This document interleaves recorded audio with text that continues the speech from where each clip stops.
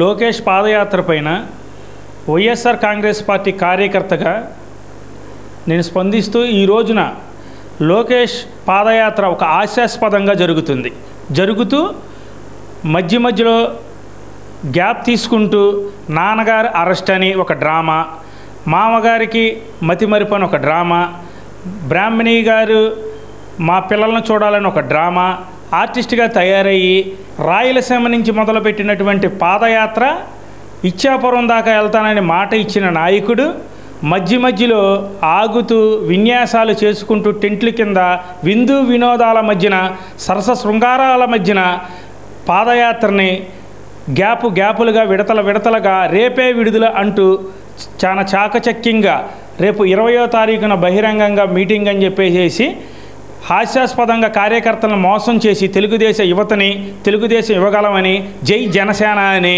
మధ్యలో ఎన్నో ఆటుపోట్లు అంటూ పాదయాత్రను హాస్యాస్పదం చేశాడు. గతంలో రాజశేఖర రెడ్డి గారు చేసినటువంటి పాదయాత్ర అద్భుతంగా చేసి ఆ రోజుల్లో ప్రజా సంక్షేమం కోసం పాదయాత్ర అంటే ఎంతో విలువతోటి ఎన్నో సంక్షేమ పథకాలతోటి పేదవాడు ఒక పాదయాత్ర ఒక నాయకుడు చేస్తున్నాడంటే పేదవాడు రోడ్డు మీదకి వచ్చి బడుగు బలహీన వర్గాలు ఎస్సీ ఎస్టీ మైనార్టీ సోదరులు కానీ ఈ రాష్ట్రంలో రైతాంగం కానీ ప్రతి ఒక్కళ్ళు కూడా రాజశేఖర రెడ్డి గారు చేసినటువంటి పాదయాత్రను ఆదర్శంగా తీసుకొని ఈరోజు మన తెలంగాణ రాష్ట్రంలో ఉమ్మడి ఆంధ్రప్రదేశ్లో చేసినటువంటి పాదయాత్రను ఆదర్శంగా తీసుకొని మల్లు బట్టి విక్రమార్క గారు రాజశేఖర రెడ్డి గారి శిష్యుడిగా చేసి అధికారాన్ని చేజెక్కించుకున్నారు. కానీ మీరు ఈరోజు పాదయాత్రలో ఏం చేశారు? పాదయాత్ర లోకేష్ గారిని అడుగుతున్నాం మేము. ఒక యువకుడుగా ఉత్సాహవంతుడిగా ఆ రోజు ఎన్నో కేసులు ఎంతో ఇబ్బంది పడి పాదయాత్ర ఓదార్పు యాత్ర అంటూ స్టార్ట్ చేసి జగన్మోహన్ రెడ్డి గారు అలుపు ఎరగని పోరాటం చేసి వర్షం వెనక రెయ్యనక ఎండనక వానెనక ప్రతి ఒక్క కార్మికుడి కష్టాలు సుఖాలు తెలుసుకొని ఇచ్చాపురం దగ్గర పాదయాత్రని ఆయన అక్రమంగా అరెస్ట్ చేస్తే అతను వారసత్వాన్ని ఉనికిపుచ్చుకున్న షర్మిల గారు కూడా ఎక్కడా కూడా అలిసిపోకుండా ఒక మహిళగా పాదయాత్రను ఎంతో కఠోర శిక్షణతోటి చేశారు. కానీ మీరు చేసిన పాదయాత్ర ఈరోజు ఒక రోడ్డు మీద 90 వేసుకొని ఒక క్వార్టర్ వేసుకొని ఒక పెగ్ వేసుకొని తాగుతూ ఊగుతూ టెంట్ల కింద విన్యాసాలు చేసుకుంటూ వెళ్తున్నారు. ఇది ఒక పాదయాత్ర. మీరు యువతకి ఏం సందేశాన్ని ఇచ్చారు? రైతులకు ఏం సందేశాన్ని ఇవ్వాలనుకుంటున్నారు? కార్మికులకు ఏం సందేశాన్ని ఇవ్వాలనుకుంటున్నారు? అసలు ఈ పాదయాత్రకు ఉన్న విలువను ఎందుకు తీసేశారు?